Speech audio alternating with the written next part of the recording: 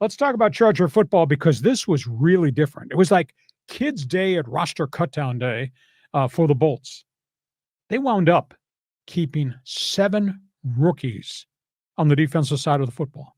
I did not think they would blow that many veterans out, but we had talked extensively that Joe Hovitz had brought together a phenomenal group of athletes, guys who could run, and a lot of them played in preseason, and they got answers to questions.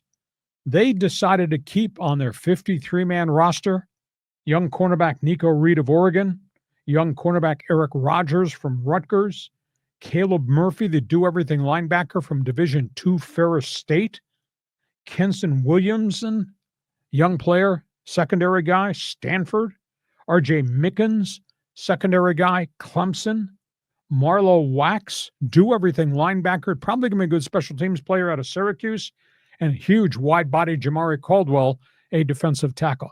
They kept them all on the 53-man roster. To me, that was absolutely amazing. They also decided we're keeping Trey Lance as the backup quarterback, and we're only going to have 2 quarterbacks on the roster. So you got Justin Herbert and you got Trey Lance, and they let go Taylor Heineke, journeyman but kind of trustworthy veteran guy. They let him go, which was a bit of a surprise. They also, in a bit of a surprise to me, and I think a lot of guys who cover the Chargers, they activated Najee Harris. Had not practiced at all, and we're 10 days away from them opening the season in Brazil against Kansas City, and they put him on the active roster.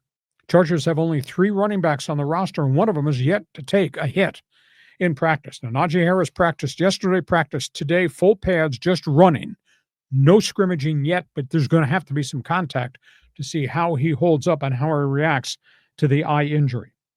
Amongst the guys they let go, I was surprised. David Sharp, who played a lot in the 2 preseason games, veteran journeyman left tackle, right tackle, played on both sides. They cut him.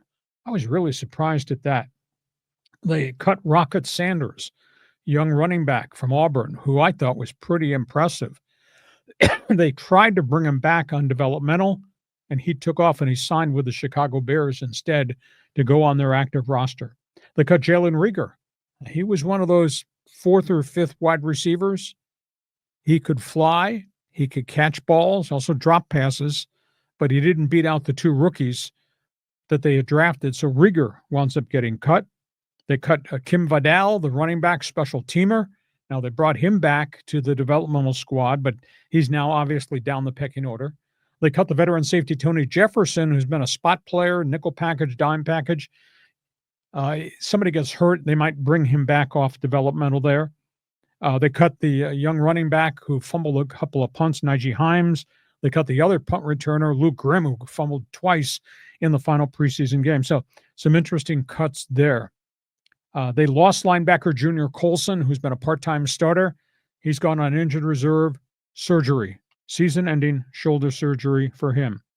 So at the end of the day, these are the storylines as it relates to the Chargers. Can't believe how many young guys I got in the secondary. Holy cow. And they're all going to play because those are the ones on the roster. So this learning curve is going to be fascinating to see. And I grant you, they did play a lot of snaps in preseason games, but these guys are fast and they can run. Now, can they hold up going against Pro Bowl wide receivers? Because when the bullets start flying next week against the Chiefs, that's going to be different than anything these kids ever experienced. The other thing is, they decided in the defensive front, they were going to have wide bodies. They don't have anybody who's been a star at defensive tackle, and you got to stop the run in the league. Now, they believe that Jamari Caldwell and Tier Tart, who was here as a rotation guy last year, they think they got enough. I just don't see it. I don't understand it. So that's where the Charger lineup, where the Charger roster is right now. I'm not going to say there's question marks because they got skill and they got talent and they got Justin Herbert. Now, they got wide receivers. They got tight ends. Can they protect Justin Herbert?